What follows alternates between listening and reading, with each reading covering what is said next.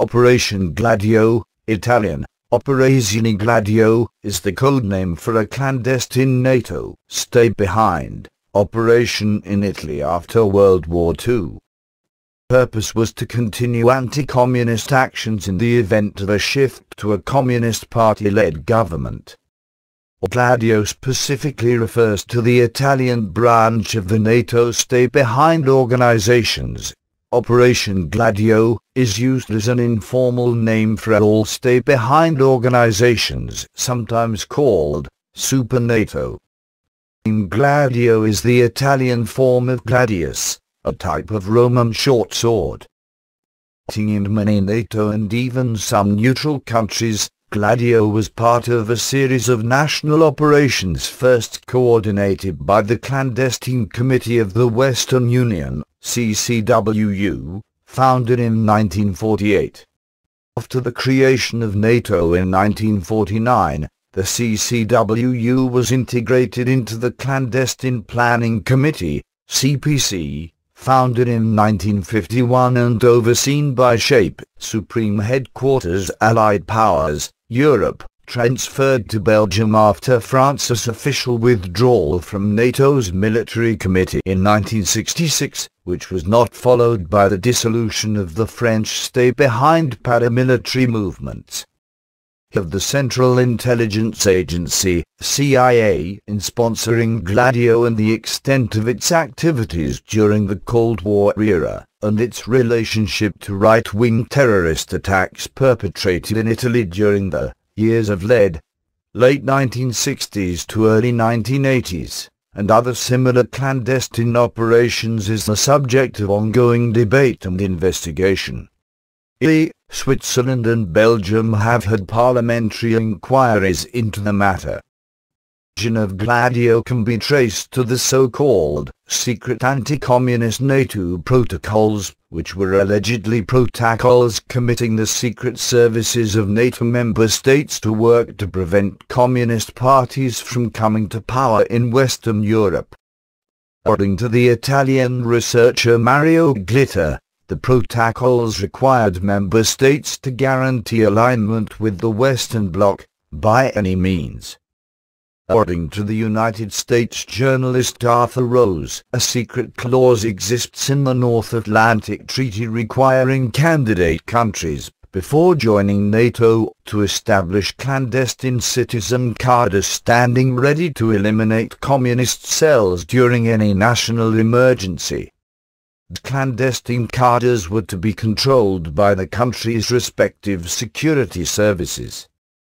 After World War II, the UK and the United States decided to create stay-behind paramilitary organizations, with the official aim of countering a possible Soviet invasion through sabotage and guerrilla warfare behind enemy lines.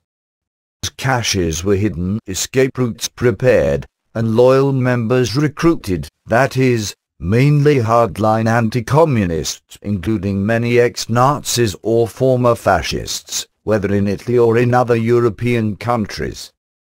Germany, for example, Gladio had as a central focus the Gehlen, also involved in Odessa, Ratlins, named after Reinhard Gehlen, who would become West Germany's first head of intelligence, while the predominantly Italian P2 Masonic Lodge was composed of many members of the neo-fascist Italian social movement, MSI, including Licio Gelli. Clandestine cells were to stay behind, hence the name, in enemy-controlled territory, and to act as resistance movements, conducting sabotage, guerrilla warfare and assassinations. However, Italian Gladio was more far-reaching. A minute of June 1, 1959, reveals Gladio was built around internal subversion to play a determining role, not only on the general policy level of warfare, but also in the politics of emergency. 1970s, with communist electoral support growing and other leftists looking menacing, the establishment turned to the strategy of tension. Gladio eager to be involved. CIA Director Alan Dulles was one of the key people in instituting Operation Gladio, and most of Gladio's operations were financed by the CIA. Anti-communist networks, which were present in all of Europe, including in neutral countries like Sweden and Switzerland, were partly funded by the CIA. Went as far as claiming that Christian Democrat, Democrazia Cristiana, leader Aldo Moro had been the founder of Italian Gladio. But whether these allegations are correct or not, his murder in 1978 put an end to the historic compromise, sharing of power, attempt between the Italian Communist Party, PCI, and the Christian Democrats, DC, thus accomplishing one of the alleged objectives of the strategy of tension. Operating in all of NATO and even in some neutral countries such as Spain before its 1982 admission to NATO, Gladio was first coordinated by the Clandestine Committee of the Western Union, CCWU, founded in 1948. After the creation of NATO in 1949, the CCWU was integrated into the Clandestine Planning Committee, CPC, founded in 1951 and overseen by the SHAPE, Supreme Headquarters Allied Powers Europe, transferred to Belgium after France's official retreat from NATO, which was not followed by the dissolution of the French stay-behind paramilitary movements. Answer alleges that, next to the CPC, a second secret army command center, labeled Allied Clandestine Committee, ACC, was set up in 1957 on the orders of NATO's Supreme Allied Commander in Europe, Sasseur. This military structure provided for significant the United States leverage over the secret stay-behind networks in Western Europe, as the Sasseur, throughout NATO's history, has traditionally been the United States general who reports to the Pentagon in Washington and is based in NATO's Supreme Headquarters Allied Powers Europe, SHAPE in Mons, Belgium. AC's duties included elaborating on the directives of the network, developing its clandestine capability, and organizing bases in Britain and the United States. Wartime, it was to plan stay-behind operations in conjunction with SHAPE. According to former CIA Director William Colby, it was a major program.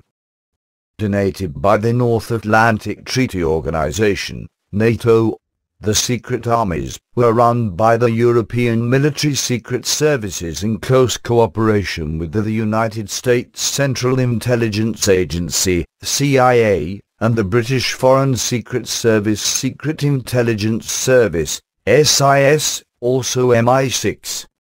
Trained together with the United States Green Berets and British Special Air Service, SAS, these clandestine NATO soldiers, armed with underground arms caches, prepared against a potential Soviet invasion and occupation of Western Europe, as well as the coming to power of communist parties. Clandestine international network covered the European NATO membership, including Belgium, Denmark, France, Germany, Greece, Italy, Luxembourg, Netherlands, Norway, Portugal, Spain, and Turkey, as well as the neutral European countries of Austria, Finland, Sweden and Switzerland.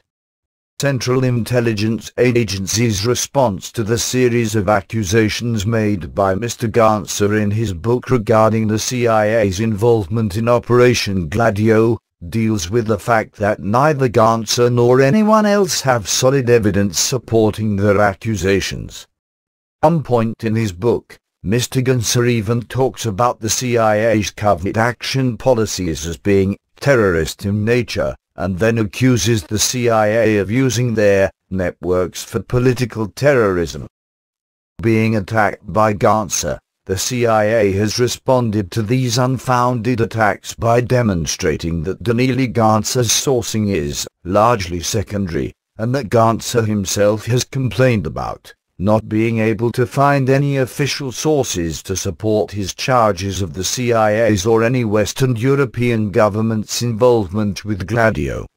The existence of these clandestine NATO armies remained a closely guarded secret throughout the Cold War until 1990, when the first branch of the international network was discovered in Italy. Codenamed Gladio, the Italian word for a short double-edged sword, gladius. The press said that the NATO secret armies were "the best kept, and most damaging, political military secret since World War I." The Italian government, amidst sharp public criticism, promised to close down the secret army. Insisted identical clandestine armies had also existed in all other countries of Western Europe. Allegation proved correct, and subsequent research found that in Belgium, the secret NATO army was codenamed SDR8, in Denmark Absalon, in Germany TTBJD, in Grisloke, in Luxembourg Stay Behind, in the Netherlands Iando, in Norway Rock, in Portugal Aginta, in Switzerland P26, in Turkey Ozulharp Dizai, in Sweden Agag, Aktionsgruppen Alla Grunning, and in Austria OWSGV. However, the codenames of the secret armies in France, Finland and Spain remain unknown. Learning of the discovery, the Parliament of the European Union (EU) drafted a resolution sharply criticizing the fact. Only Italy, Belgium and Switzerland carried out parliamentary investigations, while the administration of President George H.W. Bush refused to comment, being in the midst of preparations for war against Saddam Hussein in the Persian Gulf, and fearing potential damages to the military alliance. Gladio was effectively the best kept, and most damaging, political military secret since World War II. It must be underlined, however, that on several occasions, arms caches were discovered and stay-behind paramilitary organizations officially dissolved, only to be created again. It was not until the 1990s that the full international scope of the program was disclosed to public knowledge. Andreotti, the main character of Italy's post-World War II political life, was described by Aldo Moro to his captors as too close to NATO, Moro thus advising them to be wary. Before Andreotti's 1990 acknowledgement of Gladio's existence, he had, unequivocally, denied it in 1974, and then in 1978 to judges investigating the 1969 Piazza Fontana bombing. Even in 1990, testimonies collected by the two men, judges Felice Casson and Carlo Mastiloni, investigating the 1972 Patino fascist car bomb, and by the Commission on Terrorism on Rome, and inquiries by The Guardian, indicate that Gladio was involved in activities which do not square with Andreotti's account. Between Gladio, Italian Secret Services bosses, and the notorious P2 Masonic Lodge are manifold. Year that Andreotti denied Gladio's existence, the P2 treasurer, General Ciro Rossetti, gave a generous account of a secret security structure made up of civilians. Parallel to the armed forces, there are also overlaps between senior Gladio personnel and the Committee of Military Men, Rosa dei Venti, Windrose, which tried to stage a coup in 1970. On November 22, 1990, the European Parliament passed a resolution condemning Gladio, requesting full investigations, which have yet to be done, and total dismantlement of these paramilitary structures. In 2005, the first academic examination of Gladio was published by Swiss historian Daniele Ganser. Ganser, as of 2010, is a senior researcher at the Center for Security Studies at the Federal Institute of Technology in Zurich, Switzerland. Book, NATO's secret armies, Operation Gladio and Terrorism in Western Europe, is a documented study of how Gladio operated. Journalist Philip Whelan, who by 2010 was writing for the UK Guardian and Observer newspapers, described in the book Puppet Masters, the political use of terrorism in Italy, how the United States intelligence services used their relationship with the P2 Masonic Lodge to prop up Christian Democrat governments, undermining the growing political influence of the Italian Communist Party. 1990 European resolution condemned the existence for 40 years of a clandestine parallel intelligence, as well as armed operations organization in several member states of the community, which escaped all democratic controls and has been run by the secret services of the states concerned in collaboration with NATO. Seeing the danger that such clandestine network may have interfered illegally in the internal political affairs of member states or may still do so, especially before the fact that, in certain member states, military secret services, or uncontrolled branches thereof, were involved in serious cases of terrorism and crime, the Parliament demanded a full investigation into the nature, structure, aims and all other aspects of these clandestine organizations or any splinter groups, their use for illegal interference in the internal political affairs of the countries concerned, the problem of terrorism in Europe and the possible collusion of the secret services of member states or third countries. Furthermore, the resolution protested vigorously at the assumption by certain the United States military personnel at SHAPE and in NATO of the right to encourage the establishment in Europe of a clandestine intelligence and operation network, asking the member states to dismantle all clandestine military and paramilitary networks, and to draw up a complete list of organizations active in this field, and at the same time to monitor their links with the respective state intelligence services and their links, if any, with terrorist action groups and or other illegal practices. Finally, the Parliament called on its competent committee to consider holding a hearing in order to clarify the role and impact of the Gladio organization and any similar bodies, and instructed its president to forward this resolution to the Commission, the Council, the Secretary-General of NATO, the governments of the member states and the United States government. First academic examination of Gladio was published in 2005 by Swiss historian Daniele Ganser. Ganser is currently a senior researcher at the Center for Security Studies at the Federal Institute of Technology in Zurich, Switzerland.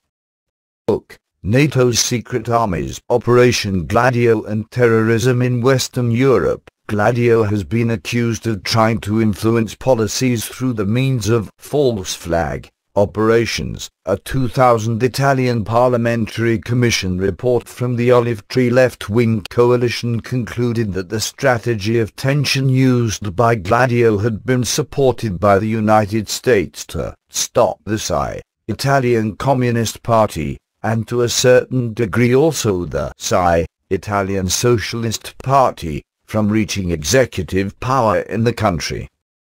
CCWU, also known as P2, a quasi-free Masonic organization, whose existence was discovered in 1981, was said closely linked to Gladio. Who was outlawed and disbanded in 1981 in the wake of the Banco Ambrosiano scandal, which was linked to the Mafia and to the Vatican Bank. Grand Master Licio Gelli was involved in most of Italy's scandals in the last 3 decades of the 20th century. Banco Ambrosiano's crash Tangentopoli, which gave rise to the Mani Pulite, Clean Hands, anti-corruption operation in the 1990s, the kidnapping and the murder of Aldo Moro in 1978, the head of the secret services at the time, accused of negligence, was a Pedalista, P2 member. Leo Gelli has often said he was a friend of Argentine President Juan Perón. In any case, some important figures of his circle were discovered to be Padoista, such as José López Rego, founder of the infamous anti-communist organization AAA. Provisional President Raúl Alberto Lasteri. Members of later Jorge Videla's dictatorship were part of the P2 as well, such as Admiral Emilio Massacre and General Guillermo Serra Esmison. Vatican Bank was also accused of funneling coveted United States funds for the Solidarność trade union movement in Poland and the Contras in Nicaragua. More, Gladio has been linked to other events, such as Operation Condor and the 1969 killing of anti-colonialist and independentist Mozambican leader Eduardo Mondlane by a Ginta press, the Portuguese Stay Behind secret army, headed by Yves Guérin-Sérac. The allegation on Mondlane's death is disputed, with several sources stating that Frelimo guerrilla leader Eduardo Mondlane was killed in a struggle for power within Frelimo. 1895, Attorney General Giovanni Salvi accused the Italian secret services of having manipulated proofs of the Chilean secret police's DINA involvement in the 1975 terrorist attack on former Chilean Vice President Bernardo Leighton in Rome. A similar mode of operation can also be recognized in various Cold War events, for example between the June 20, 1973 Ziza massacre in Buenos Aires, Argentina, the 1976 Montejura massacre in Spain and the 1977 Taksim Square massacre in Istanbul, Turkey. After Giulio Andreotti's revelations and the disestablishment of Gladio, the last meeting of the Allied Clandestine Committee, (CC), was held according to the Italian Prime Minister on October 23 and 24, 1990. Despite this, various events have raised concerns about stay behind armies still being in place.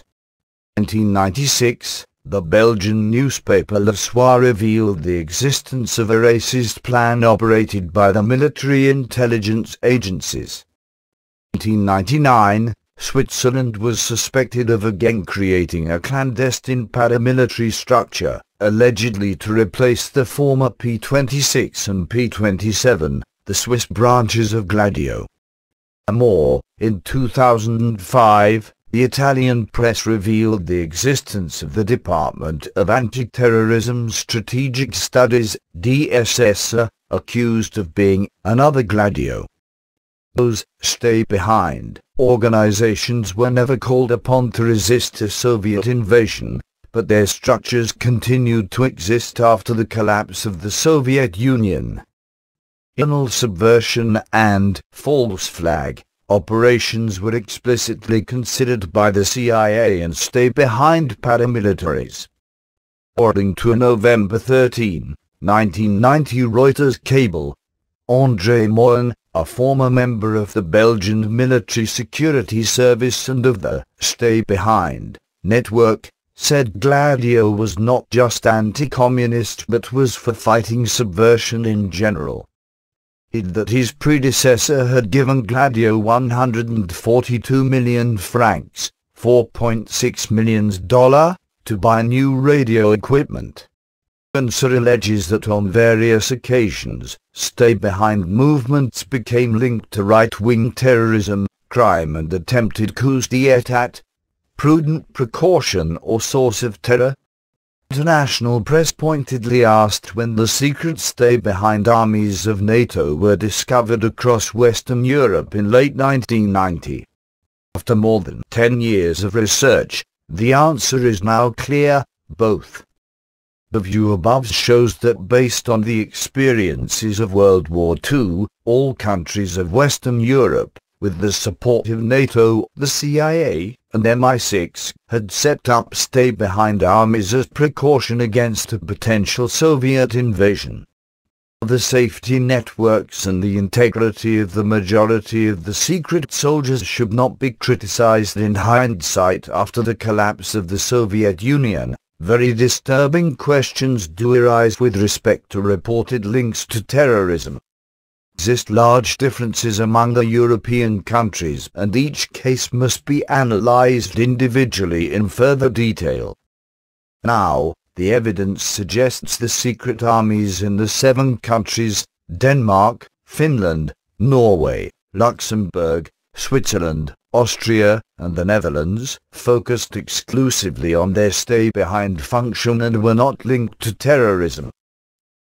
Links to terrorism have been either confirmed or claimed in the 9 countries, Italy, Ireland, Turkey, Germany, France, Spain, Portugal, Belgium, and Sweden, demanding further investigation. According to Daniele Garza, only Italy, Belgium and Switzerland carried on parliamentary investigations, while the prosecution of various black terrorists, Terrorismo Nero, fascist terrorism, in Italy was difficult. 1990 article from The Guardian featured the following quote from Judge Libero Mancuso, on the eve of the 1980 Bologna bombing anniversary, Liberato, sic, Mancuso, the Bologna judge who had led the investigation and secured the initial convictions of the Bologna bombers, broke 6 months of silence. It is now understood among those engaged in the matter of democratic rights that we are isolated, and the objects of a campaign of aggression. Is what has happened to the Commission and to the P2, and to the magistrates. Personal risks to us are small in comparison to this offensive of denigration, which attempts to discredit the quest for truth. There has functioned for some years now a sort of conditioning, a control of our national sovereignty by the P2, which was literally the master of the secret services, the army and our most delicate organs of state. Examples of such alleged terrorist acts include the strategy of tension in Italy, or the Oktoberfest bomb blast of 1980 in Munich.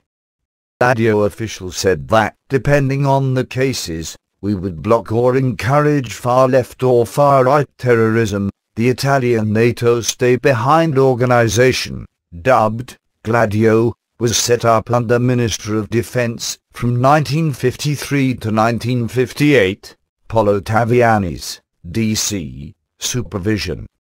However, Gladio's existence came to public knowledge when Prime Minister Giulio Andreotti revealed it to the Chamber of Deputies on October 24, 1990, although far-right terrorist Vincenzo Vinciguerra had already revealed its existence during his 1984 trial.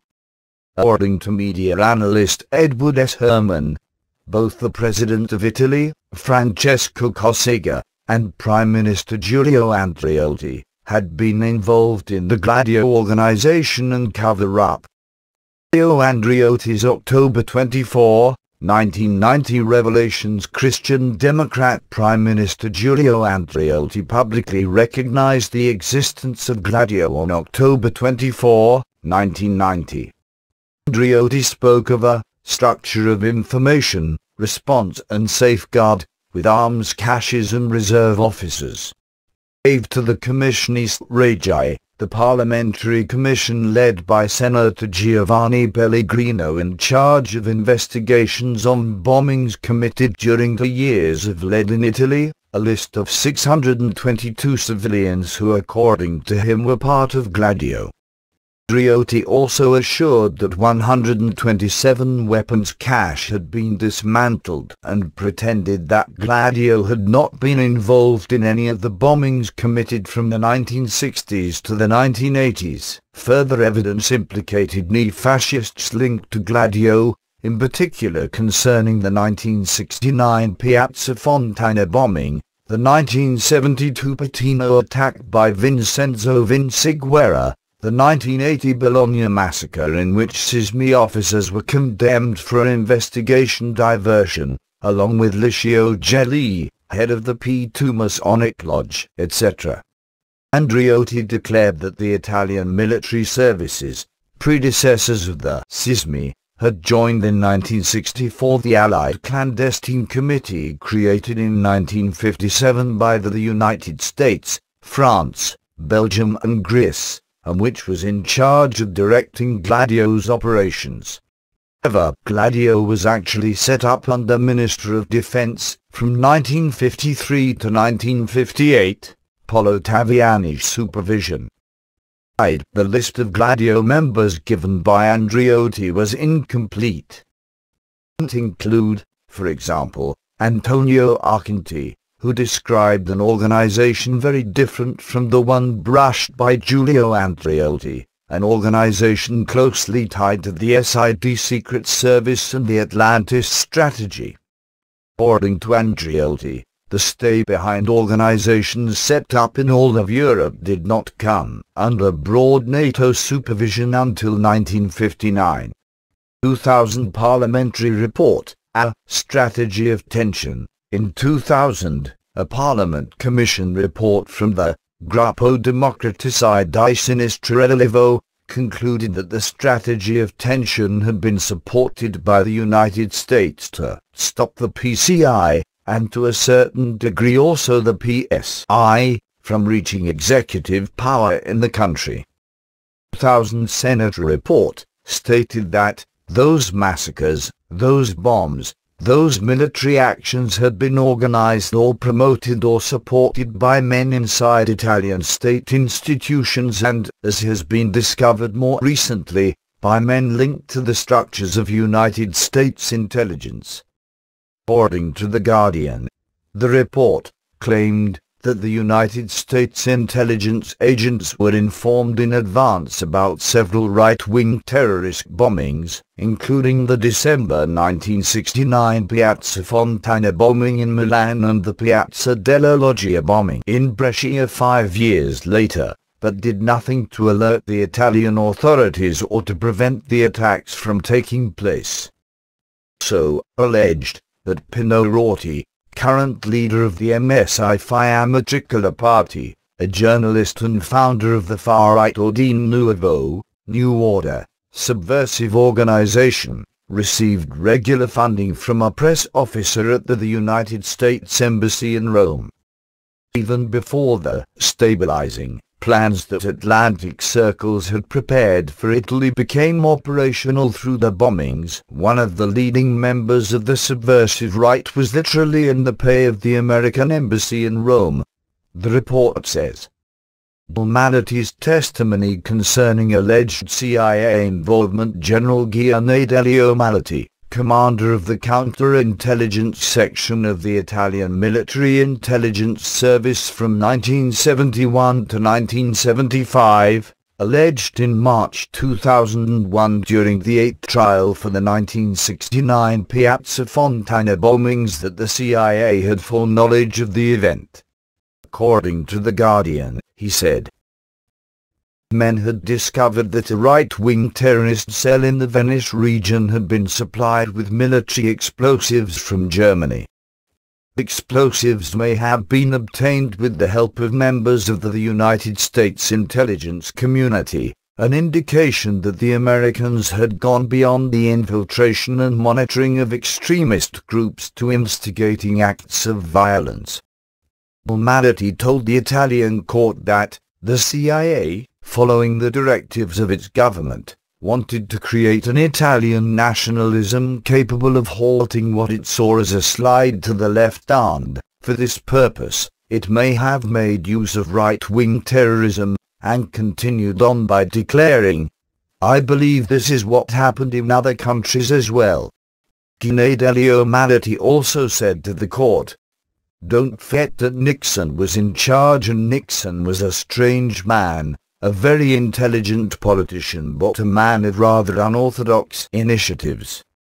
Malati himself in the first Piazza Fontana trial received a 4-year sentence for providing a false passport to one of the accused bombers. This sentence was overturned in 1985. But he received while in exile, a 15-year sentence in 2000 for his role in trying to cover up a 1973 bomb attack in Milan against the Interior Minister, Mariano Ruma, D.C., 4 killed and 45 injured, but was acquitted on appeals. According to the court, General Malati knew in advance of the plan of the attacker, Gianfranco Bertoli, allegedly an anarchist but in reality a right-wing activist and a long-standing SID informant, according to The Guardian, but had deliberately failed to inform the Interior Minister of it. Responding to charges made by Malati in La Repubblica 1 year earlier, the CIA called the allegation that it was involved in the attacks in Italy ludicrous. Chronology of Italy's Strategy of Tension, 1964 piano solo. In 1964, Gladio was involved in a silent coup d'etat when General Giovanni Di Lorenzo in the so-called piano solo operation alone forced the Italian socialist ministers to leave the government. 1969 Piazza Fontana bombing. According to Avanguardia Nazionale member Vincenzo Vinciguerra, the December 1969 explosion was supposed to be the detonator which would have convinced the political and military authorities to declare a state of emergency. 1970 Golpe Boers. In 1970, the failed coup attempt Golpe Boers gathered around fascist Junio Valerio Boers, international terrorist Stefano Delci and P2 Grand Master Licio Gelli. 1972 Gladio meeting. According to The Guardian, General Geraldo Cervalli, a former head of Office R, told the Terrorism Commission that at a crucial Gladio meeting in 1972, at least half of the upper echelons had the idea of attacking the communists before an invasion, preparing for civil war. Later, he put it more bluntly. They were saying this: why wait for the invaders when we can make a preemptive attack now on the communists who would support the invader? There is now emerging of a Gladio web made up of semi-autonomous cadres which, although answerable to their Secret Service masters and ultimately to the NATO CIA command, could initiate what they regarded as anti-communist operations by themselves, needing only sanction and funds from the existing, official, Gladio column. Nano Luggers, head of SISMI from 1981 to 84, testified on the existence of a super Gladio of 800 men responsible for internal intervention against domestic political targets. 31, 1972 Patino Massacre. Magistrate Felice Cassim discovered that the explosives used in the attack came from one of 139 secret weapons depots of a secret army organized under the codename Operazione Gladio.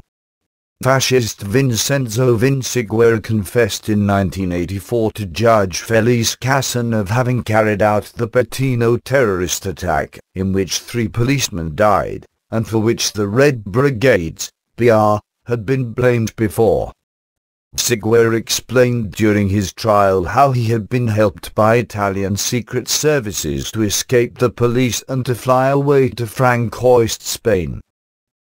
He was abandoned by NATO as soon as he started talking about Gladio, declaring, for example, during his 1984 trial, "With the massacre of Patino and with all those that have followed, the knowledge should now be clear that there existed a real live structure, occult and hidden, with the capacity of giving a strategic direction to the outrages. Structure lies within the states itself. Exists in Italy a secret force parallel to the armed forces, composed of civilians and military men in an anti-Soviet capacity, that is, to organize a resistance on Italian soil against a Russian army. For organization which, lacking a Soviet military invasion which might not happen, took up the task, on NATO's behalf, of preventing a slip to the left in the political balance of the country. They did, with the assistance of the official secret services and the political and military forces. He said to The Guardian in 1990, "I say that every single outrage that followed from 1969 fitted into a single, organized matrix.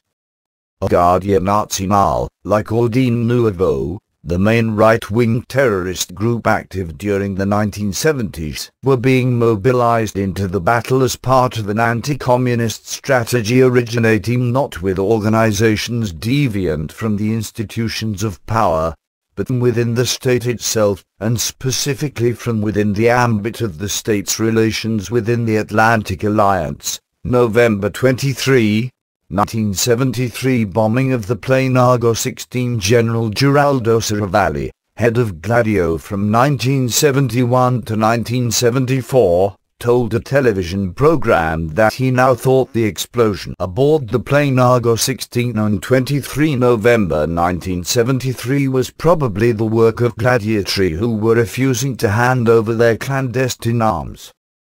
Then it was widely believed the sabotage was carried out by Mossad, the Israeli Foreign Service, in retaliation for the pro-Libyan Italian government's decision to expel, rather than try, 5 Arabs who had tried to blow up an Israeli airliner.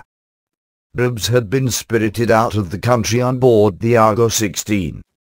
1974 Piazza della Loggia bombing, Italicus Express massacre, and arrest of Vito Misli, chief of the Army Intelligence Service and member of P2, on charges of conspiracy against the state. In 1974, a massacre committed by Ordine Nouveau, during an anti-fascist demonstration in Brescia, kills 8 and injures 102. Same year, a bomb in the Rome to Munich train, Italicus Express, kills 12 and injures 48. Also in 1974, Vito Misli, P2 member, chief of the SEO's Servizio Informazioni, Army Intelligence Service from 1969 and SIDS head from 1970 to 1974, got arrested on charges of conspiration against the state, concerning investigations about Trossa dei Venti, a state-infiltrated group involved in terrorist acts. At his trial, he revealed the existence of a NATO stay-behind secret army. 1977 reorganization of Italian secret services following Vito Misli's arrest in 1977, the secret services were thus reorganized in a democratic attempt. #sign 801 of the 24th of October 1977, SID was divided into SISMI, Servizio per la Informazione e la Sicurezza Militare, sized Servizio per la Informazione e la Sicurezza Democratica, and SISIS, Comitato Esecutivo per I Servizi di Informazione e Sicurezza. The SIS was given a coordination role, led by the President of Council. 1978 murder of Aldo Moro. Prime Minister Aldo Moro was murdered in May 1978 by the 2nd Dread Brigades, BR, headed by Mario Moritti, in obscure circumstances. Head of the Italian Secret Services, accused of negligence, was a P2 member. Called historic compromise between the Christian Democrats and the SI was abandoned. The Italian government led by Prime Minister Francesco Cossiga, a member of the extreme right faction of Italy's Christian Democrat Party, a pro-NATO Atlantist, was also suspected of involvement in the killing of Aldo Moro. Conspiracy theorists would have it, Mr. Moro was allowed to be killed either with the acquiescence of people high in Italy's political establishment, or at their instigation, because of the historic compromise he had made with the Communist Party. During his captivity, Aldo Moro wrote several letters to various political figures, including Giulio Andreotti.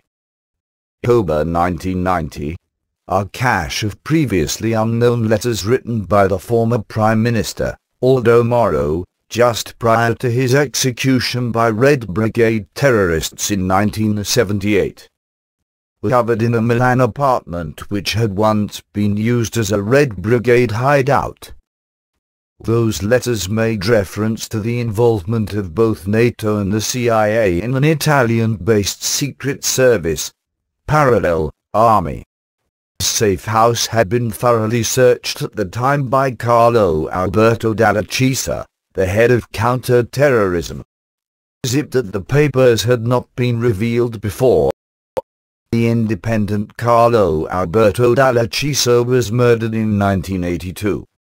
In 1978, investigative journalist Mino Beccarelli thought that Aldo Moro's kidnapping had been organized by a lucid superpower, and was inspired by the logic of Yalta. He did the figure of General Carlo Alberto Dalla Chiesa as General Amen, explaining that it was him that during Aldo Moro's kidnap had informed Interior Minister Francesco Cossiga of the localization of the cave where Moro was detained. In 1878, Beccarelli wrote that Dalla Chiesa was in danger and would be assassinated. Dalla Chiesa was murdered 4 years later. Aldo Moro's assassination, Beccarelli published some confidential documents, mainly Moro's letters to his family. In an article published in May 1978, wrote The Guardian in May 2003, Beccarelli drew a connection between Gladio, NATO's stay-behind anti-communist organization, which existence was publicly acknowledged by Prime Minister Giulio Andreotti in October 1990, and Moro's death. In his interrogation, Aldo Moro had referred to NATO's anti-guerrilla activities. Beccarelli, who was on Licio Gelli's list of P2 members discovered in 1980, was assassinated on March 20, 1979. Munitions used, a very rare type, were the same as discovered in the Banda della Mariana's weapons stock hidden in the health minister's basement. Beccarelli's assassination has been thought to be directly related to Prime Minister Giulio Andreotti, who was condemned to 20 years of prison for it in 2002 before having the sentence cancelled by the Supreme Court of Cassation in 2003. 1980 Bologna Massacre, the makings of the bomb. From an arsenal used by Gladio. According to a parliamentary commission on terrorism. The link with the Bologna Massacre is potentially the most serious of all the accusations leveled against Gladio, and comes just 2 days after the Italian Prime Minister, Giulio Andreotti, cleared Gladio's name in a speech to Parliament, saying that the secret army did not drift from its formal NATO military brief.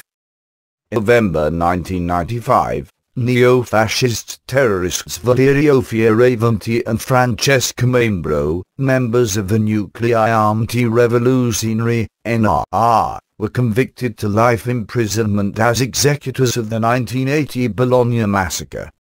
The anti-fascist group worked in cooperation with the Banda della Mariana, a mafia-linked gang which took over Rome's underground in the 1970s and was involved in various political events of the strategy of tension, including the Aldo Moro case, the 1979 assassination of Mino Beccarelli, a journalist who published articles alleging links between Prime Minister Giulio Andreotti and the mafia, as well as the assassination of God's banker, Roberto Calvi in 1982. Investigations concerning the Bologna bombing proved Gladio's direct influence. Licio Gelli, P2's headmaster, received a sentence for investigation diversion, as well as Francesco Pazienza and SISMI officers Pietro Mazzamessi and Giuseppe Belmonte. Guardian Nazionale founder Stefano Delcia, who was involved in the Gulp Wars in 1970, was also accused of involvement in the Bologna Massacre. 1982 murder of General Carlo Alberto Dalla Chiesa, head of counter-terrorism. Carlo Alberto Dalla Chisa's 1982 murder in Palermo by Pinocchio, one of the mafia godfather Salvatoriana's, a Catotoriana, favorite hitmen, is allegedly part of the strategy of tension. Alberto Dalla Chisa had arrested Red Brigade's founders Renato Curcio and Alberto Franceschini in September 1974, and was later charged of investigation concerning Aldo Moro. It also found Aldo Moro's letters concerning Gladio. October 24, 1990, Giulio Andreotti's acknowledgement of Operazione Gladio after the discovery by Judge Felice Casson of documents on Gladio in the archives of the Italian military secret service in Rome. Giulio Andreotti, head of Italian government, revealed to the Chamber of Deputies the existence of Operazione Gladio on October 24, 1990, insisting that Italy has not been the only country with secret, stay-behind armies. Clear that each chief of government had been informed of the existence of Gladio. The Socialist Prime Minister Bettino Craxi said that he had not been informed until he was confronted with a document on Gladio signed by himself while he was Prime Minister. For Prime Minister Giovanni Spadolini, Republican Party, at the time President of the Senate, and former Prime Minister Arnoldo Faleni, at the time Secretary of the ruling Christian Democratic Party, claimed they remembered nothing. Spadolini stressed that there was a difference between what he knew as former Defense Secretary and what he knew as former Prime Minister. Former Prime Minister Francesco Cossiga, D.C., confirmed Andreotti's revelations, explaining that he was even proud and happy for his part in setting up Gladio as junior defense minister of the Christian Democratic Party. Lit up a political storm. Requests were made for Cossiga's, Italian president since 1985, resignation or impeachment for high treason. He refused to testify to the investigating Senate committee. He narrowly escaped his impeachment by stepping down in April 1992, 3 months before his term expired. In 1998, David Carrot, officer of the United States Navy David Carrot, officer of the United States Navy, was indicted by Magistrate Guido Salvini on charge of political and military espionage and his participation to the 1969 Piazza Fontana bombing, among other events. Guido Salvini also opened up a case against Sergio Nato, Italian official for the U.S. NATO intelligence network, and Pentito Carlo Di Giulio. The public underlined that Carlo Rocci, CIA's man at Milan, was surprised in 1995 searching for information concerning Operation Gladio, thus demonstrating that all was not over. The 1969 Piazza Fontana bombing, which started Italy's Anni di Piombo, and the 1974 Italicus Expression train bombing were also attributed to Gladio operatives. In 1975, Stefano Delcia met with Pinochet during Franco's funeral in Madrid, and would participate afterward in Operation Condor, preparing for example the attempted murder of Bernardo Leighton, a Chilean Christian Democrat, or participating in the 1980 cocaine coup of Luis Garcia Tejeda in Bolivia. In 1989, he was arrested in Caracas, Venezuela, and extradited to Italy to stand trial for his role in the Piazza Fontana bombing. Despite his reputation, Delcia was acquitted by the Assize Court in Catanzaro in 1989, along with fellow accused Massimiliano Fascini. As yet no convictions have been made for the attack. According to Avanguardia Nazionale member Vincenzo Vinciguerra, the December 1969 explosion was supposed to be the detonator which would have convinced the political and military authorities to declare a state of emergency. DSS, another Gladio, In July 2005, the Italian press revealed the existence of the Department of Anti-Terrorism Strategic Studies, DSS, a parallel police, created by Gaetano Sea and Riccardo Sindoca, two leaders of the National Union of the Police Forces (UNPF), a trade union present in all the state security forces. But they were former members of Gladio. According to the DSS website, closed after these revelations, Fabrizio Quattrocchi, murdered in Iraq after being taken hostage, was there, for the DSS. According to the Italian investigators, the DSS was trying to obtain international and national recognition by intelligence agencies, in order to obtain finances for its parallel activities. More, Il Messaggero, quoted by The Independent, declared that, according to judicial sources, wiretaps suggested DSS members had been planning to kidnap Cesare Battisti, a former communist activist. Being the genesis of something similar to the death squads in Argentina. The R groups, the magistrate is reported to have said. The 1966 retreat of France from NATO, the SHAPE headquarters were displaced to Mons in Belgium. In 1990, following France's denial of any stay behind, French army, Giulio Andreotti publicly said the last Allied Clandestine Committee, a CC, meeting, at which the French branch of Gladio was present, had been on October 23 and 24, 1990, under the presidency of Belgian General Van Calster, director of the Belgian Military Secret Service SGR. In November, Gacoem, the Minister of the Defense, acknowledged the existence of a Belgium stay-behind army, lifting concerns about a similar implication in terrorist acts as in Italy.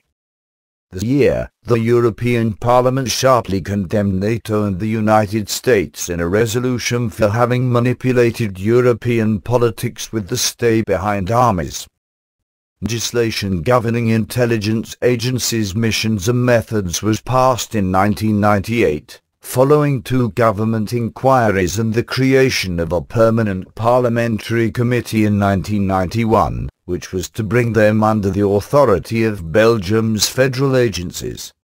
The mission was created following events in the 1980s, which included the Brabant massacres and the activities of far-right group Westland New Post.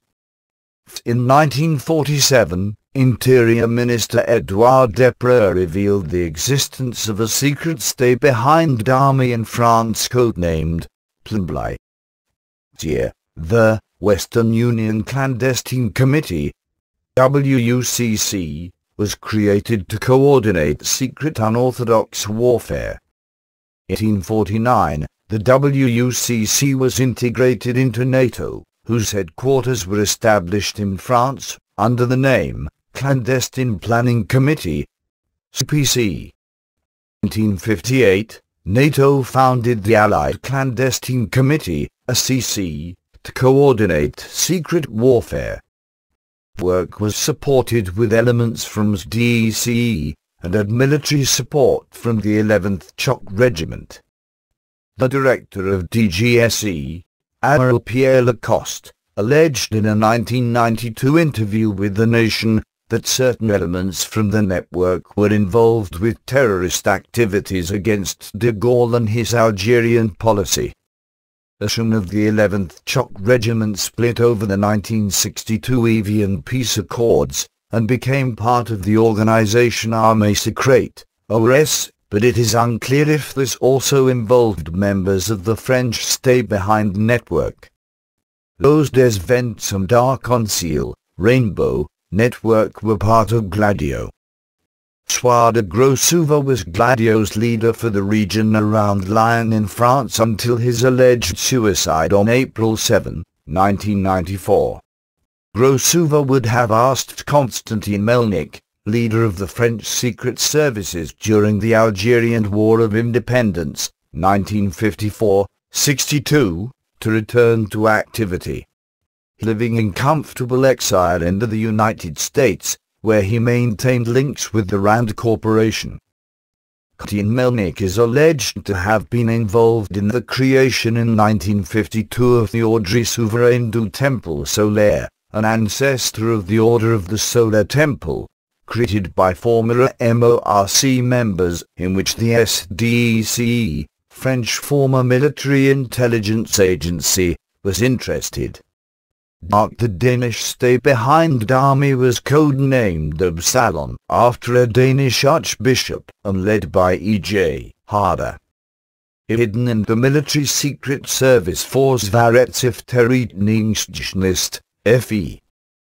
In 1878, William Colby, former director of the CIA, released his memoirs in which he described the setting up of stay-behind armies in Scandinavia. The situation in each Scandinavian country was different. Norway and Denmark were NATO allies. Sweden held to the neutrality that had taken her through 2 world wars, and Finland were required to defer in its foreign policy to the Soviet power directly on its borders. In one set of these countries the governments themselves would build their own stay-behind nets, counting on activating them from exile to carry on the struggle. Nets had to be coordinated with NATO's plans, their radios had to be hooked to a future exile location, and the specialized equipment had to be secured from CIA and secretly cached in snowy hideouts for later use. A set of countries, CIA would have to do the job alone or with, at best, unofficial, local help, since the politics of those governments barred them from collaborating with NATO, and any exposure would arouse immediate protest from the local communist press, Soviet diplomats and loyal Scandinavians who hoped that neutrality or non-alignment would allow them to slip through a World War III unharmed. November 25, 1990, Danish daily newspaper Berlingske Tidende, quoted by Daniele Ganser, 2005, confirmed William Colby's revelations, by a source named Q. Colby's story is absolutely correct. Alan was created in the early 1950s. He was a member of the world-spanning layman Catholic organization Opus Dei, which, using a modern term, could be called right-wing. They played a central role in the setting up of Gladio in the whole of Europe and also in Denmark. The of Gladio was Hardy, who was probably not a Catholic. Not many Catholics in Denmark, and the basic elements making up the Danish Gladio were former WW2 resistance people, former prisoners of Vesterfængsel, Froslev-Lidren, Neuengamme, and also of the Danish Brigade. Germany Reinhard Gehlen, Nazi intelligence agent on the East Front during the war, turned towards the United States after the war and set up the Gehlen organization, which used many former Nazi Party members for intelligence purposes during the Cold War.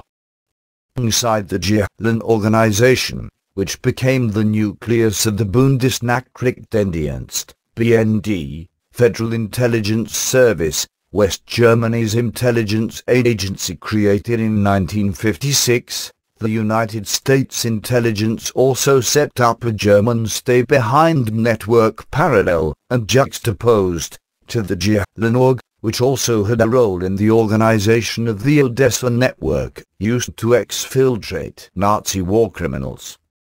CIA documents released in June 2006 under the 1998 Nazi War Crimes Disclosure Act, more than 15 years after Prime Minister Giulio Andreotti's revelations concerning Gladio, show that the CIA organized stay-behind networks of German agents between 1949 and 1955. One of these networks supported by the CIA was the Technisdienst, TD, Technical Service, section within the Bunddeutsche Jugend, BDJ, Union of German Youth. The communist BDJ was founded in 1950 by ex-Nazis Erhard Peters and CIA money contact Paul Youth. Distance of TD came to light after a speech in the Hesse Landtag by PM Georg August Zinn. The investigations into BDJ, which started in September 1952, a couple of arms caches were found, including one in the Odenwald region, Hesse. By August Zinn that the BDJ supposedly was in the possession of a list of Social Democrats and Communists to be liquidated in case of a Soviet invasion, including leading figures of the opposition Social Democratic Party, was denied by German Chancellor Konrad Adenauer. BDJ was outlawed in January 1953. Documents shown to the Italian Parliamentary Terrorism Committee revealed that in the 1970s British and French officials involved in the network visited a training base in Germany built with the United States money. In 1976, the Secret Service BND Secretary Heidrun Hofer was arrested after having revealed the secrets of the German stay-behind army to her husband, who was a spy of the KGB. The 1980 Oktoberfest bomb blast. Revelations of a witness in the investigation of the Oktoberfest bomb blast of 1980 in Munich lead to the conclusion that the explosives might have come from the German neo-Nazi Heinz Lemke. 1881, German police by chance found an arms cache in the Lauenburg Heath, which led to the arrest of Lemke and the discovery of other arms caches in Lower Saxony. Days later Lemke hanged himself in his prison cell. Had been questioned in Oktoberfest investigation, but the public prosecutors found no evidence that he supplied the explosives for the bombing. Some caches were supposed to be connected to Gladio by a number of researchers and journalists. CIA's documents released in June 2006. One network included Staff Sergeant Heinrich Hoffmann and Lieutenant Colonel Hans Roos, and another one, codenamed Kibitz 15, was run by Lieutenant Colonel Walter Kopp, a former Wehrmacht officer, described by his own North American handlers as an unreconstructed Nazi. An April 1953 CIA memo released in June 2006, the CIA headquarters wrote, "The present furor in Western Germany over the resurgence of the Nazi or neo-Nazi groups is a fair example, in miniature, of what we would be faced with. Therefore some of these networks were dismantled." His document stated that the ex-Nazis were a complete failure in intelligence terms. According to Timothy Naftali, the United States historian from the University of Virginia who reviewed the CIA documents then released, the files showed time and again that these people were more trouble than they were worth. Reconstructed Nazis were always out for themselves, and they were using the West's lack of information about the Soviet Union to exploit it. The United States NAR archives themselves stated in a 2002 communique concerning Reinhard Gehlen's recruiting of former Nazis, that, besides the troubling moral issues involved, these recruitments opened the West German government, and by extension the United States, to penetration by the Soviet intelligence services.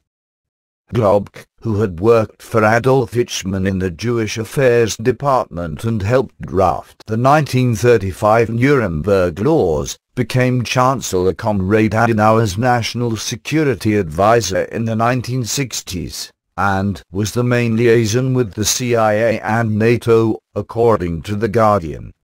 March 1958 memo from the German BND agency to the CIA wrote that Adolf Eichmann is reported to have lived in Argentina under the alias Clemens since 1952. However, the CIA did not pass the information on to the Israeli Mossad, as it feared revelations concerning its use of former Nazis for intelligence purposes. Eichmann, who was in charge of the Jewish Affairs Department, was abducted by the Mossad 2 years later. These information that might have been revealed by Eichmann were the ones concerning Hans Globk, CIA's liaison in West Germany. Request of Bonn, the CIA persuaded Life magazine to delete any reference to Globk from Eichmann's memoirs, which it had bought from his family. Jaretzko's 2004 revelations. In 2004, the German spy master Norbert Jaretzko published a book about his work at the BND. Went into details about recruiting partisans for the German stay-behind network. He was sacked from BND following a secret trial against him, because the BND could not find out the real name of his Russian source, Ryur Bezel, whom he had recruited. And with the name he put on file was arrested by the KGB following treason in the BND, but was obviously innocent, his name having been chosen at random from the public phone book by Jaretzko. According to Jaretzko, the BND built up its branch of Gladio, but discovered after the fall of the German Democratic Republic that it was 100% known to the Stasi early on. The network was dismantled. Further odd details emerged. Fellow spy master had kept the radio equipment in his cellar at home with his wife, doing the engineering test call every 4 months, on the grounds that the equipment was too valuable to remain in civilian hands. Jaretzko found out because this spy master had dismantled his section of the network so quickly. There had been no time for measures such as recovering all caches of supplies. Civilians recruited as stay-behind partisans were equipped with a clandestine shortwave radio with a fixed frequency, a keyboard with digital encryption, making use of traditional Morse code obsolete, a cache of further equipment for signaling helicopters or submarines to drop special agents who were to stay in the partisans' homes while mounting sabotage operations against the communists. German documentary about the Munich massacre happening at the 1972 Summer Olympics. Jaretzko further claims that BND stay-behind forces were activated and on alert shortly after the hostage-taking. German police had no specially trained counter-terrorist units at hand at that time.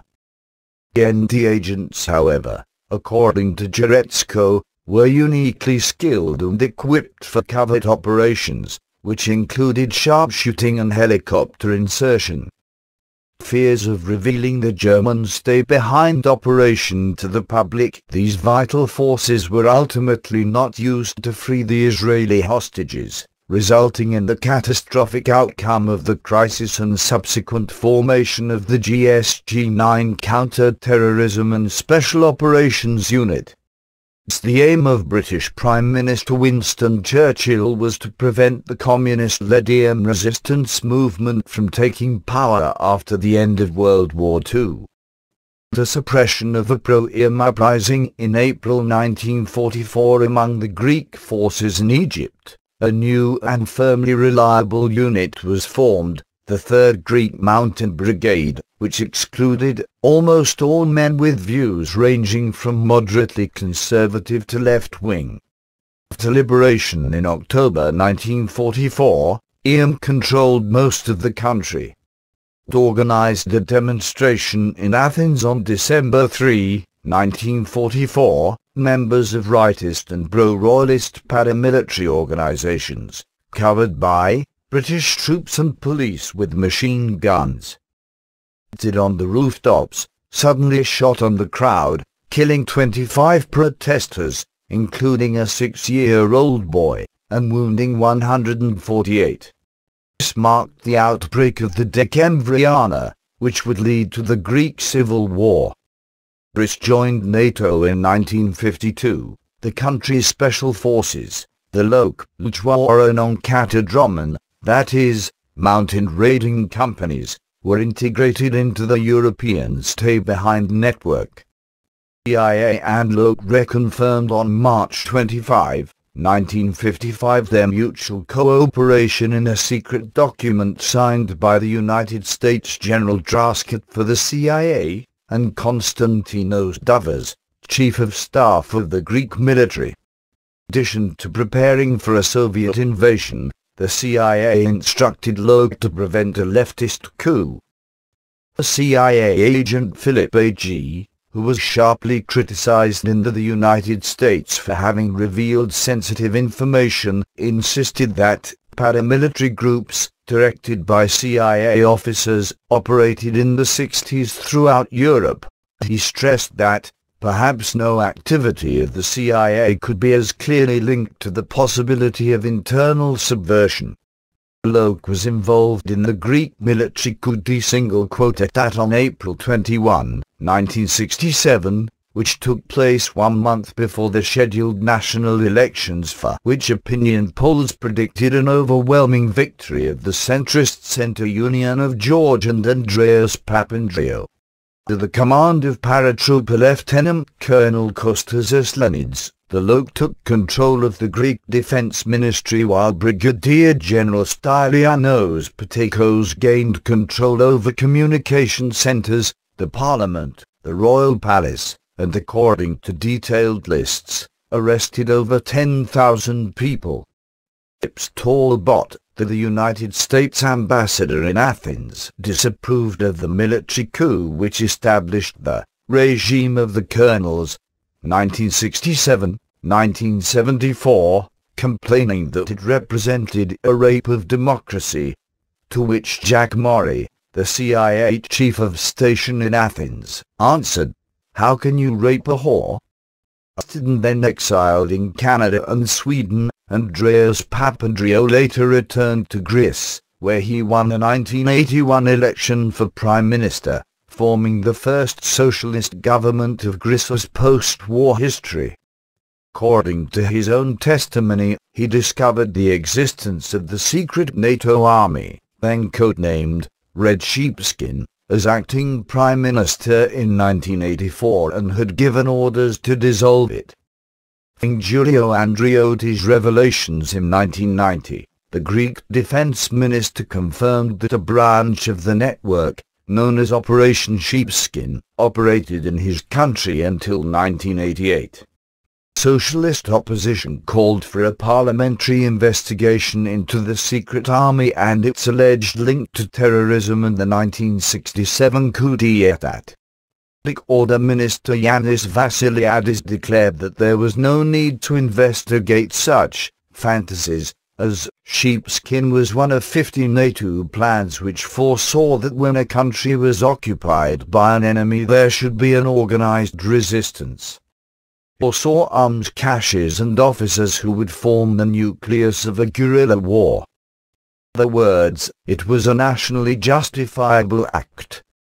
December 2005, journalist Kleanthis Grivas published an article into Protothema, a Greek Sunday newspaper, in which he accused Sheepskin for the assassination of CIA Station Chief Richard Welsh in Athens in 1975, as well as the assassination of British military attaché Stephen Saunders in 2000. This was denied by the United States State Department, who responded that the Greek terrorist organization 17 November was responsible for both assassinations, and that Grivas's central piece of evidence had been the Westmoreland Field Manual, which the State Department, as well as an independent congressional inquiry, have alleged to be a Soviet forgery. The document in question, however, makes no specific mention of Greece, November 17, nor Welsh. The State Department also highlighted the fact that, in the case of Richard Welsh, Grivas bizarrely accuses the CIA of playing a role in the assassination of one of its own senior officials, while Sheepskin couldn't have assassinated Stephen Saunders for the simple reason, according to the United States government, that the Greek government stated it dismantled the Stay Behind network in 1988. The Lanza large arms cache was discovered in 1983 near the village Vel. 1890 the government by means of then Prime Minister Adlabers was forced to confirm that the arms were related to planning for unorthodox warfare. Insisted that the Dutch organization was, contrary to the operations in other European countries, totally independent from NATO command, and during wartime occupation would be commanded by the Dutch government in exile. Operating bureaus of the organization would also move to safety in England or the USA at the first sign of trouble. Television show of 22 April 2007 Dutch crime journalist Peter R. de Vries revealed that weapons had been illegally supplied to Gladio well after the network was supposed to have been disbanded. Investigative television program revealed on September 9, 2007, that an arms cache that belonged to Gladio was ransacked in the 1980s. Cache was located in a forest near Scheveningen. Of stolen weapons later turned up, including hand grenades and machine guns, when police officials arrested criminals Sam Klepper and John Mia Remit in 1991. Dutch Military Intelligence Agency, MIVD, feared at that time that the disclosure of the Gladio history of these weapons was politically explosive. In 1957, the director of the Secret Service NIS, Wilhelm Wang, protested strongly against the proactive intelligence activities at F North, as described by the chairman of CPC. NIS was extremely worried about activities carried out by officers at Curlses. Concerned SB, war and counterintelligence. His activities supposedly included the blacklisting of Norwegians. He denied these allegations. Actually, the matter was resolved in 1958, after Norway was assured about how stay-behind networks were to be operated. In 1878, the police discovered an arms cache and radio equipment at a mounting cabin and arrested Hans Otto Meyer, a businessman accused of being involved in selling illegal alcohol. He claimed that the weapons were supplied by Norwegian intelligence. Hansen, defense minister at that time, stated the network was not in any way answerable to NATO and had no CIA connection. To go further information, Aginta Press in 1966, the CIA set up Aginta Press which, under the direction of Captain Yves Guérin-Sélac, who had taken part in the founding of the OAS, ran a secret stay-behind army and trained its members in covert action techniques amounting to terrorism, including bombings, silent assassinations, subversion techniques, clandestine communication and infiltration and colonial warfare. Interpress was suspected of having assassinated General Humberto Delgado, 1906-1965, founder of the Portuguese National Liberation Front against Silesia's dictatorship. Prominent historians and several sources also claimed Delgado's assassination was performed by Operational Rosa Casaco, as well as anti-colonialist leader Amilcar Cabral, 1924-1973, founder of the PAIG, African Party for the Independence of Guinea and Cape Verde, and Eduardo Mondlane, leader of the Liberation Movement Frelimo, Front de Libertação de Moçambique, in 1969. Prominent historians and several sources also claim Cabral's assassination was performed by individuals within Cabral's guerrilla movement, the PAIG, and Mondlane's death was work of his enemies inside Frelimo. According to these versions, both assassinations were the result of struggles for power within the independentist movements. United Kingdom. In the United Kingdom, Prime Minister Winston Churchill created the Special Operations Executive, SO, in 1940 to assist resistance movements and carry out subversive operations in enemy-held territory across occupied Europe. Guardian reporter David Pallister wrote in December 1990 that the guerrilla network with arms caches had been put in place following the fall of France. included Brigadier, made Mike Calvert, and was drawn from a Special Forces ski battalion of the Scots Guards which was originally intended to fight in Nazi-occupied Finland. As auxiliary units, they were headed by Major Kalingubians, an expert in guerrilla warfare who would later lead the SO. Auxiliary units were attached to GHQ Home Forces, and concealed within the Home Guard. Units were created in preparation of a possible invasion of the British Isles by the Third Reich. Units were allegedly stood down only in 1944. Several of their members subsequently joined the Special Air Service and saw action in France in late 1944. Unit's existence did not generally become known by the public until the 1990s, though a book on the subject was published in 1968. Fiction, Owen Shear's Resistance, 2008, set in Wales, takes as one of its central characters a member of the auxiliary units called to resist a successful German invasion.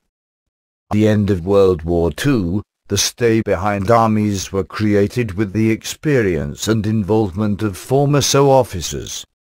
Following Giulio Andreotti's October 1990 revelations, General Sir John Hackett, 1910-1997, former Commander-in-Chief of the British Army on the Rhine, declared on November 16, 1990 that a contingency plan involving stay-behind and resistance in depth was drawn up after the war. Same week, Sir Anthony Farrar Hockley, 1924-2006, former Commander-in-Chief of NATO's forces in Northern Europe from 1979 to 1982, declared to The Guardian that a secret arms network was established in Britain after the war. John Hackett had written in 1978 a novel, The Third World War, August 1985, which was a fictionalized scenario of a Soviet army invasion of West Germany in 1985. The novel was followed in 1982 by The Third World War, The Untold Story, which elaborated on the original. Farrar Hockley had aroused controversy in 1983 when he became involved in trying to organize a campaign for a new Home Guard against eventual Soviet invasion. Their membership included mostly ex-servicemen but also followers of Oswald Mosley's pre-war fascist movement. General Saravalli's revelations. General Gerardo Saravalli, who commanded the Italian Gladio from 1971 to 1974, related that, in the 1970s the members of the CPC, Coordination and Planning Committee, were the officers responsible for the secret structures of Great Britain, France, Germany, Belgium, Luxembourg, the Netherlands and Italy. Representatives of the secret structures met every year in one of the capitals. Stay-behind meetings. Representatives of the CIA were always present. No voting rights and were from the CIA headquarters of the capital in which the meeting took place. Members of the United States Forces Europe Command were present, also without voting rights.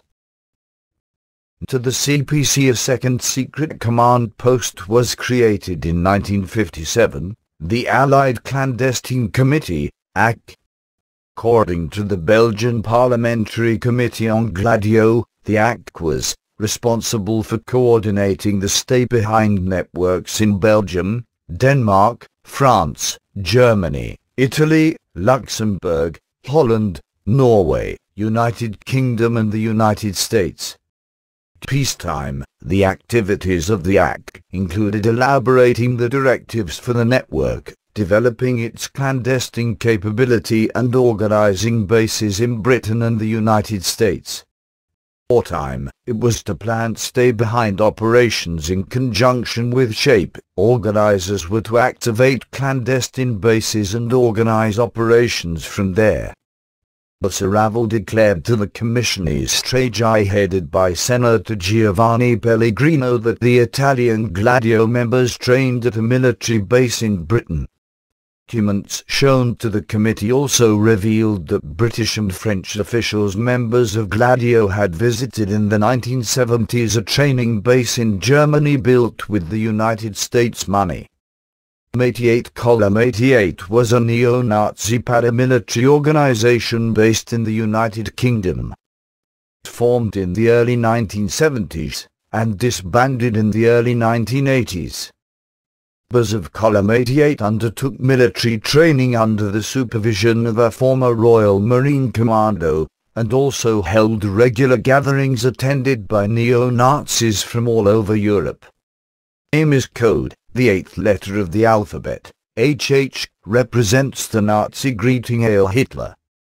Suspected that this group were behind the arson attack that destroyed the Albanian Empire in Deptford, South London in July 1978 during the Rock Against Racism campaign.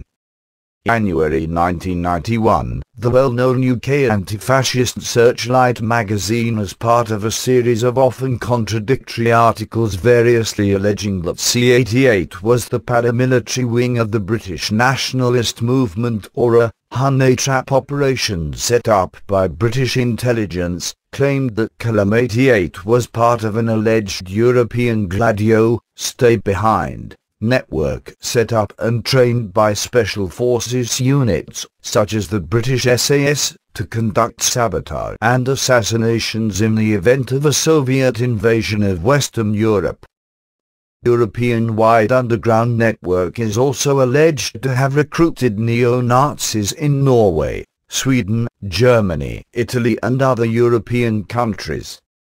Guardian's November 1990 revelations concerning plans under Margaret Thatcher. The Guardian reported on November 5, 1990, that there had been a secret attempt to revive elements of a parallel post-war plan relating to overseas operations in the early days of Mrs. Thatcher's Conservative leadership.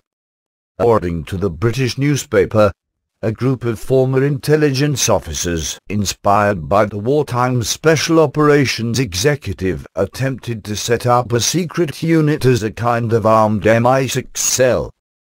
Behind the scheme included Erin Eve, Mrs. Thatcher's close advisor who was killed in a terrorist attack in 1979, and George Kennedy Young, a former deputy chief of the Secret Intelligence Service, MI6.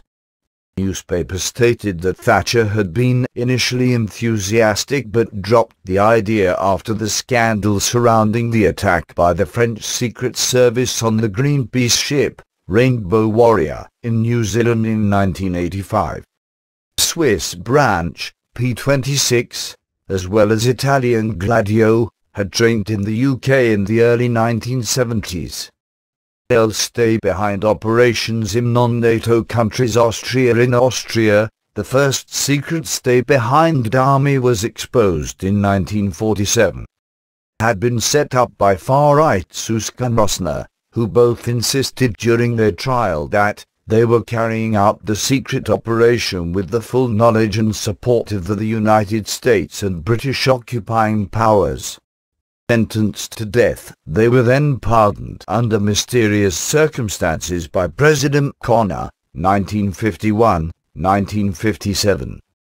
Zola set up a new secret army codenamed Österreichische Wander, Sport und Gesellschaftlichen, OWSGV, literally Austrian Hiking, Sports and Society Club, with the cooperation of MI6 and the CIA.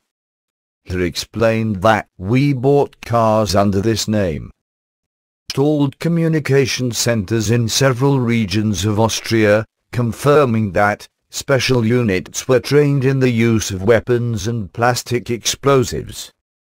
We see that there must have been a couple of thousand people working for us.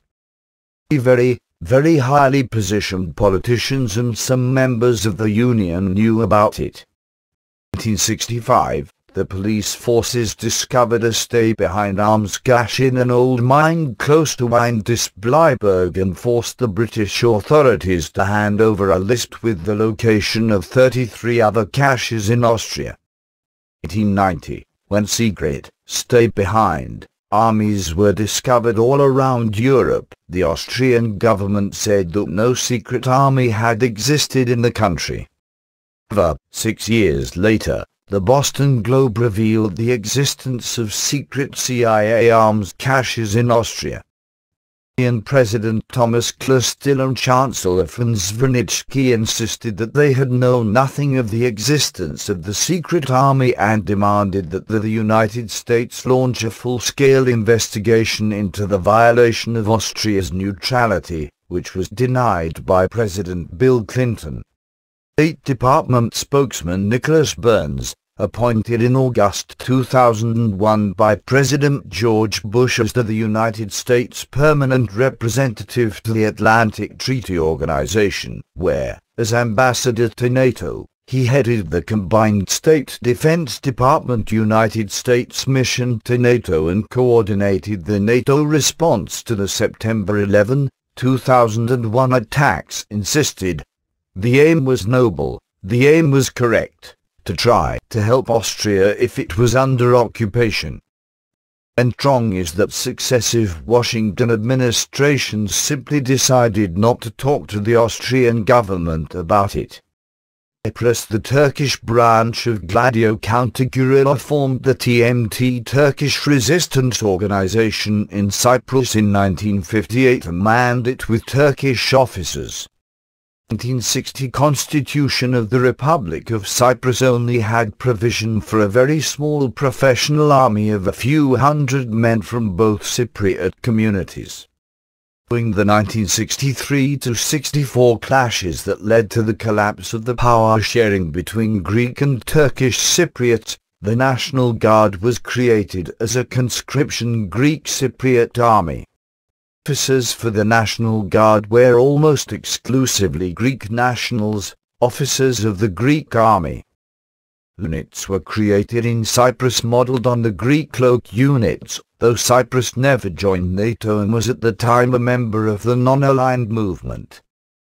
Author Makarios Droujatis has written about Greek officer Dimitris Papapostolou, commander of Lok in Cyprus at the time, conspiring with ex-Interior Minister Polykphos Yorkatsis to kill elected President Makarios by attacking his helicopter, and after the failure of that attempt, being involved in the assassination of Yorkatsis.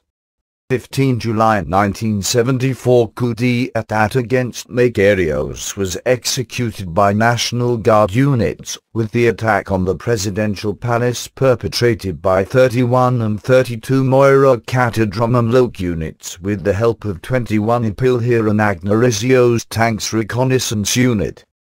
In 1944, the Swedes worked with Finnish intelligence to set up a stay-behind network of agents within Finland to keep track of post-war activities in that country.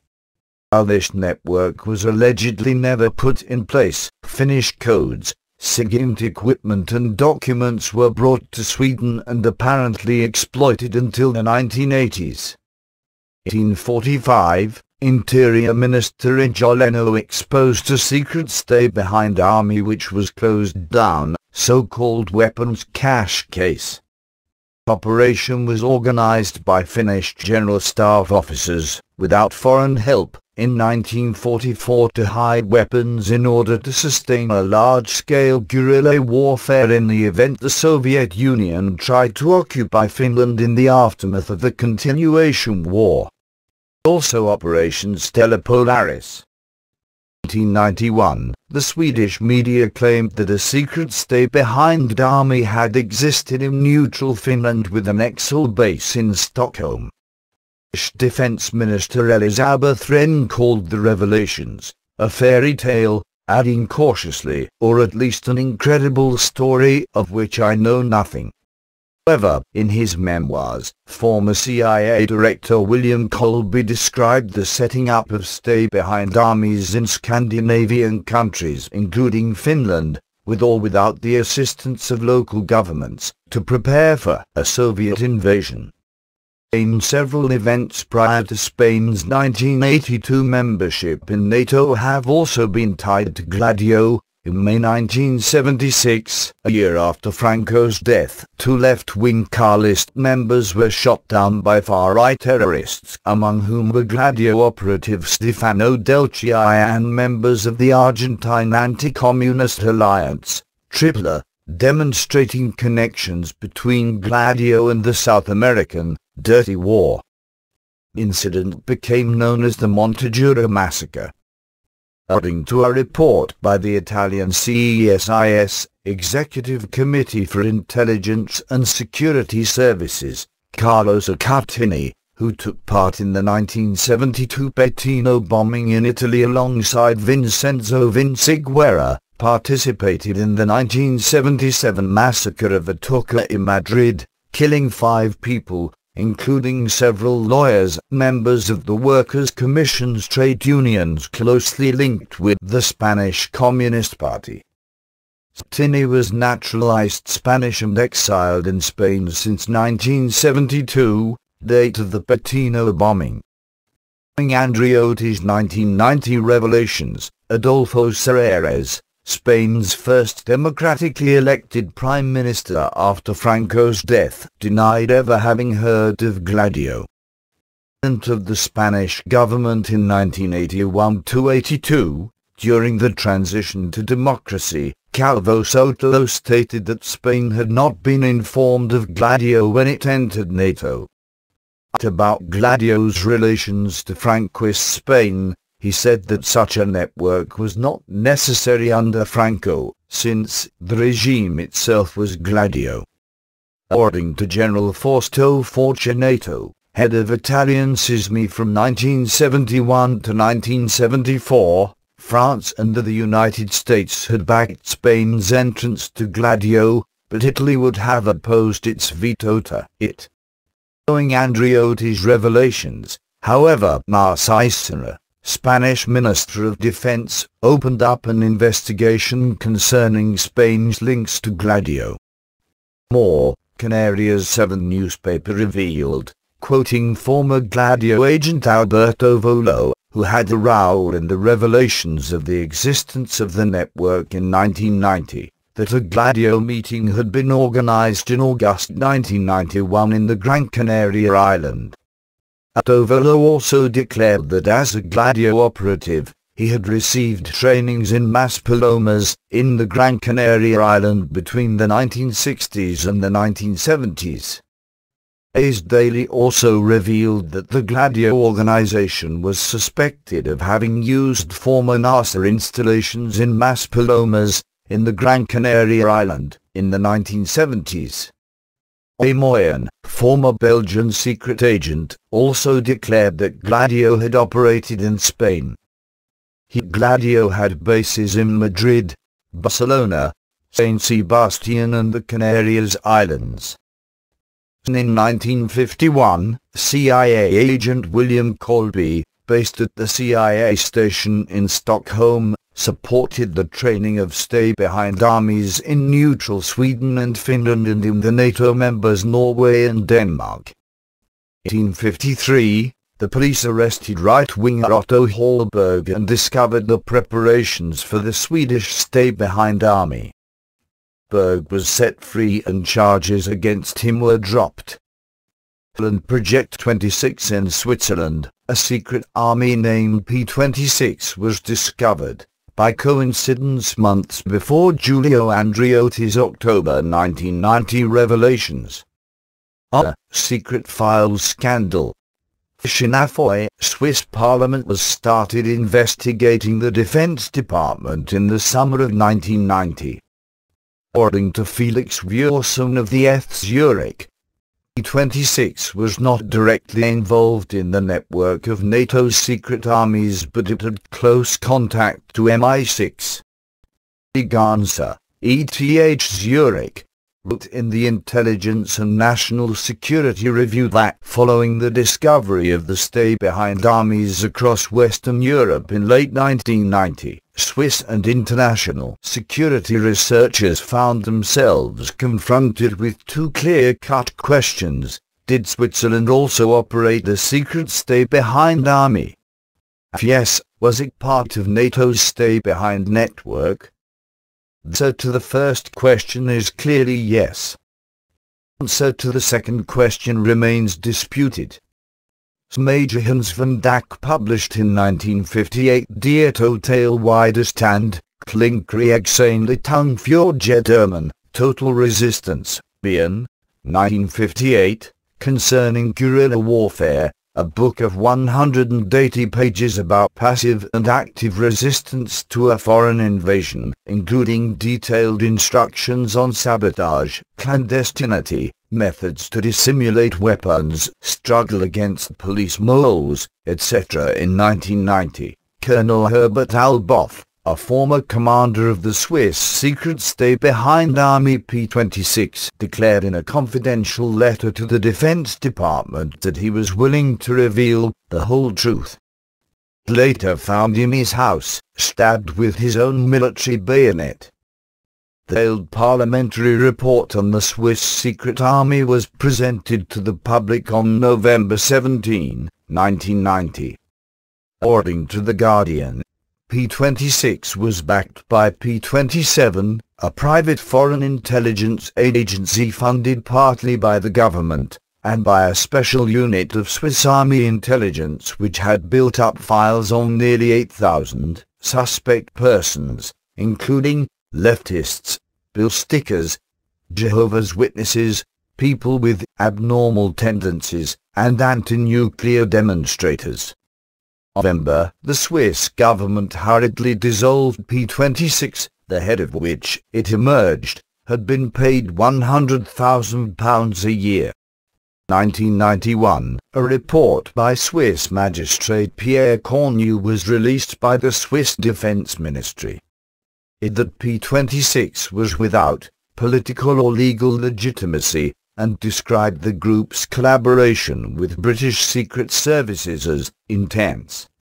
And to the Swiss government, British officials signed agreements with the organization, called P-26, to provide training in combat, communications and sabotage.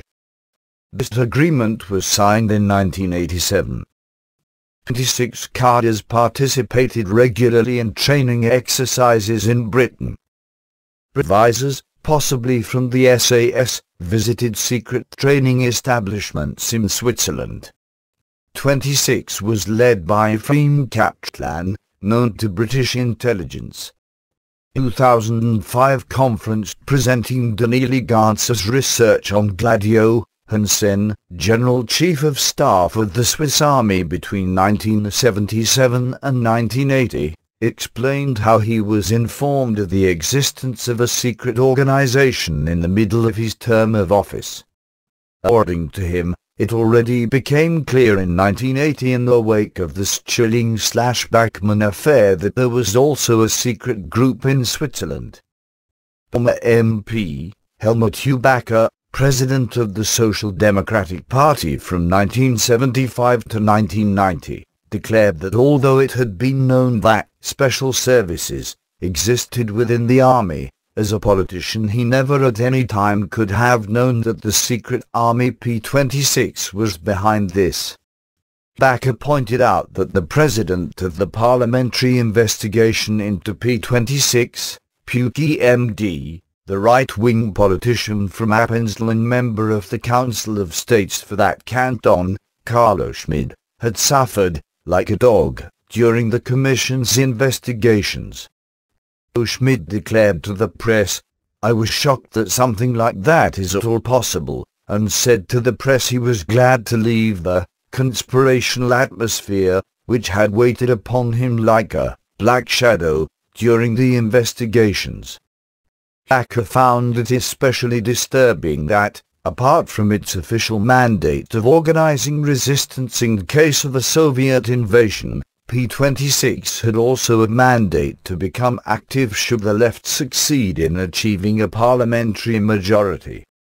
By requests in the United States State Department's 2006 Communique 3 Freedom of Information Act, FOIA, requests have been filed to the CIA, which has rejected them with the glum response, the CIA can neither confirm nor deny the existence or non-existence of records responsive to your request.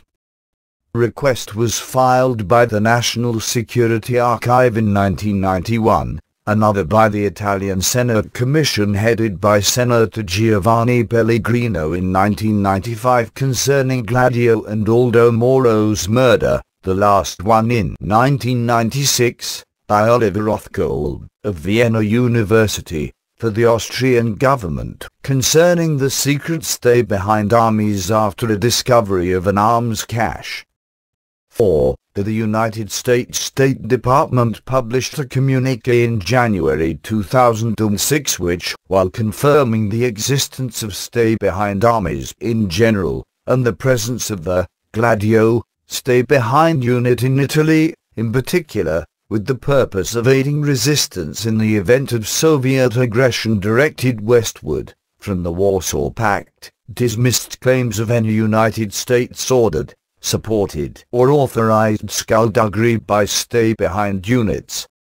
Fact, it claims that, on the contrary, the accusations of US-sponsored false flag operations are rehashed former Soviet disinformation based on documents that the Soviets themselves forged. Specifically, the researchers are alleged to have been influenced by the Westmoreland Field Manual, whose forged nature was confirmed by former KGB operatives following the end of the Cold War. But since then, counter-sources from within Gladio and the CIA have admitted its authenticity. Alleged Soviet-authored forgery, disseminated in the 1970s, explicitly formulated the need for a strategy of tension, involving violent attacks blamed on radical left-wing groups in order to convince Allied governments of the need for counteraction. It also rejected a communist Greek journalist's allegations made in December 2005,